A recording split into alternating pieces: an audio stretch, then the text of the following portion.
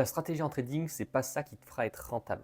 Je m'explique, en trading, en fait, tu peux avoir plein de stratégies différentes, on en voit beaucoup sur le réseau, tout le monde prône sa vérité, mais en réalité, ton pire ennemi en trading, ça sera toi. C'est toi qui t'amènera à ta perte ou à ta réussite.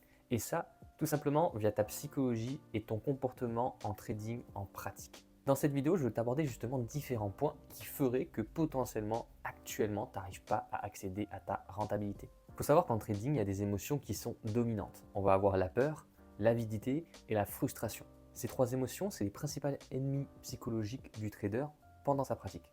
Elles se manifestent de manière subtile, mais elles ont des conséquences énormes sur ta gestion de risque et tes performances. Tout d'abord, tu vas avoir la peur de perdre. Cette peur-là en trading, elle vient principalement de l'incertitude et justement du risque financier. Cette peur-là, tu l'as potentiellement déjà vécue, elle va te faire fermer ta position trop tôt de peur que les gains s'évaporent, ou alors elle va te faire hésiter à rentrer alors que tes signaux sont plutôt favorables à prendre position. Exemple, tu rentres sur un marché qui te propose 0,5-1% de croissance et tu vas avoir tendance à la clôturer et au final peut-être t'asseoir sur 5, 6 parce que tu avais peur que ça se retourne, que potentiellement tes gains s'évaporent, etc., etc., etc. C'est pour ça que je te disais en début de vidéo, ta stratégie, elle peut être là, elle peut être en place et tu peux la connaître par cœur. Si ta psychologie ne suit pas, ta stratégie s'évapore. Ce qui va être important en trading, c'est apprendre à te connaître. Quelles sont les peurs qui se répètent le plus souvent dans ton trading? Ensuite, on a l'avidité. C'est un peu l'inverse. C'est-à-dire que tu vas avoir tendance à chercher toujours plus de performance.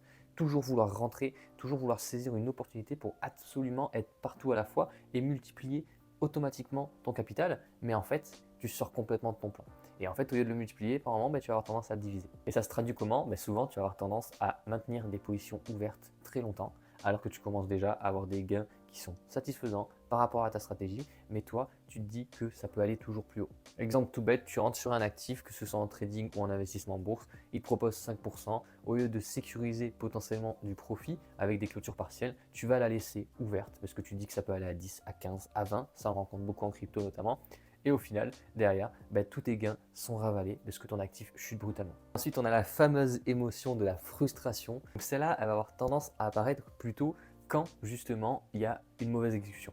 Qu'est-ce que j'entends par là? Par exemple, une série de pertes. Tu es dans une période un peu compliquée, ça ne paye pas, ça ne réussit pas, et du coup, tu commences à avoir cette émotion qui grandit en toi. Et dans cet état émotionnel, justement, tu vas avoir tendance à vouloir te refaire rapidement. Tu as envie de te faire du revenge trading. Donc, tu as envie tout simplement de recouvrir tes pertes. Allez, vas-y, j'ouvre une position sur cet actif, ça peut tout recourir d'un coup et on oublie. Mais du coup, tu sors ton plan, tu commences à avoir une expo beaucoup trop grande, et en fait, à ce moment-là, c'est souvent comme ça qu'on commence pour liquider un compte. Un exemple concret, c'est simplement une personne qui va avoir 3 trades perdants d'affilée et qui va doubler son exposition, doubler la taille de son lot en se disant tout simplement s'il se satisfait d'un petit TP, en fait ça recourt ces 3 positions en une. Et souvent, ce trade-là, il est fait sans réelle analyse, plus dans du ressenti de marché en se disant que si ça sert juste de tant de points, tant de variations, c'est bon, on est back to back. Et souvent, par moment, ça amène à une perte supplémentaire, ce qui aggrave encore la situation. Donc là, j'ai énoncé les différentes émotions que tu peux rencontrer. Ce qui va être important, c'est de comprendre comment les cerner et comment savoir si actuellement tu peux être sujet à ces émotions-là. Il y a simplement des signes physiologiques et mentaux qui amènent à comprendre qu'on est dedans. Tout d'abord, tu vas avoir le stress et la nervosité. Tu vas avoir une sensation de crispation, les mains moites, une tension dans les épaules. Tu vas avoir des difficultés pour respirer calmement ou encore tu vas devoir constamment checker tes cours, constamment regarder tes graphiques. Si tu es dans ce cas-là, déjà, tu es sujet à avoir une psychologie qui n'est pas hyper stable.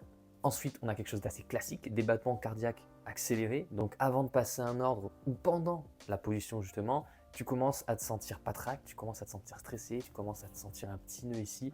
Là, clairement, ça veut dire que tu n'es pas du tout stable pour être dans le marché. Ensuite, on va avoir l'impulsivité, si tu as tendance du coup à rentrer comme ça, très tête baissée sans trop réfléchir.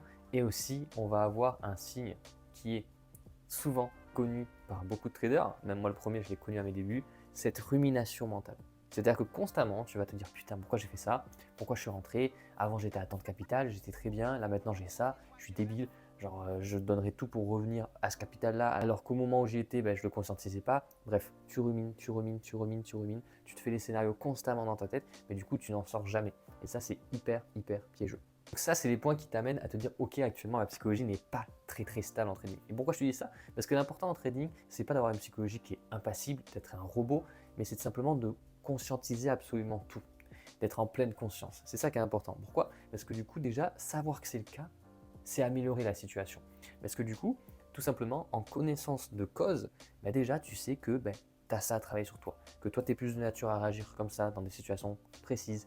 Et en fait, tu apprends à te connaître. Et le trading, c'est ça, c'est apprendre à se connaître pour s'améliorer et pour faire en sorte de corriger les tirs via ce qu'on a pu observer et peut-être en ayant une gestion de position différente, un money management différent, une gestion de risque différente, une manière de trader différente. Bref, trouver ce qui s'adapte le mieux à toi parce que chaque trader est différent et chaque trader est unique et ses réactions aussi. Je vais donner quelques conseils qui peuvent pas mal t'aider, moi qui m'a aidé personnellement à stabiliser tout ça. Tout d'abord, apprends à faire des exercices de respiration.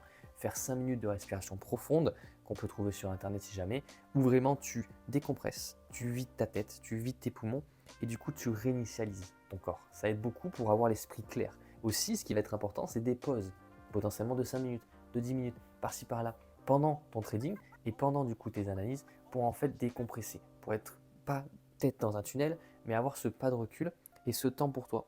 Et aussi, ce qui va avec ça, c'est de trouver une activité en dehors de ton trading. Ça, c'est hyper important. La plupart des personnes qui commencent le trading s'enferment dedans. Ils s'enferment littéralement dedans et du coup, tu te retrouves à être par moments très anxieux. Ta vie dépend que de ça, tourne que autour de ça et du coup, tu n'as pas de sas de décompression. Tu fais rien d'autre. Donc, fais un sport, une activité manuelle, ce que tu veux, mais quelque chose qui te permet d'exister en dehors de ton trading et surtout un moment où tu déconnectes ton cerveau. Après, un point qui marche bien aussi, c'est de la visualisation. Projette-toi, imagine-toi respecter ton plan, voir ton capital monter petit à petit, tout en n'ayant aucun excès et aucun décalage dans ton exécution sur les marchés. Ça te permet de te projeter, de te mettre en condition et de voir la version de toi que tu veux être et qui réussit sur les marchés. Ça aide énormément pour te remettre dans l'axe et savoir ce que tu veux faire et comment tu veux le faire. Et aussi, focus-toi sur le processus, pas le résultat. C'est hyper important. Bien sûr qu'on aimerait tous avoir des capitaux qui se démultiplient d'un coup, mais en fait, le gain et la perte fait partie du processus. Tes pertes, t'apprends bien plus que tes gains. Parce que c'est dans ces moments-là que tu prends toutes les émotions qu'on a pu voir avant dans la tronche et que tu as ce travail-là de remise en question. Chose que tu n'as pas quand tu ne te remets pas en question, que tu traites tête baissée et que tu continues en mode je veux gagner l'argent, je gagne l'argent, je gagne l'argent. Tu n'y arriveras jamais en pensant comme ça. Alors que si tu focuses sur le processus, dans le sens qu'en fait ça fait partie du jeu, je gagne, je perds, pour mieux apprendre et pour mieux gagner, en te disant ça, tu relativises vachement et tu te rends compte que c'est une longue route qui n'est pas un tout droit, mais qui naturellement amène à des remises en question et surtout des réajustements qui te permettent ensuite d'être de plus en plus haut. Voilà pour cette vidéo. Si ça t'a plu, je t'invite à t'abonner et aussi tu peux cliquer sur le lien dans ma bio qui rejoint mon canal public où des fois je partage mes positions, je partage aussi les coachings en interne que je fais avec les membres que j'ai en coaching one-to-one et plusieurs data économiques et interprétations aussi pour savoir le contexte et la santé économique de ton marché actuel.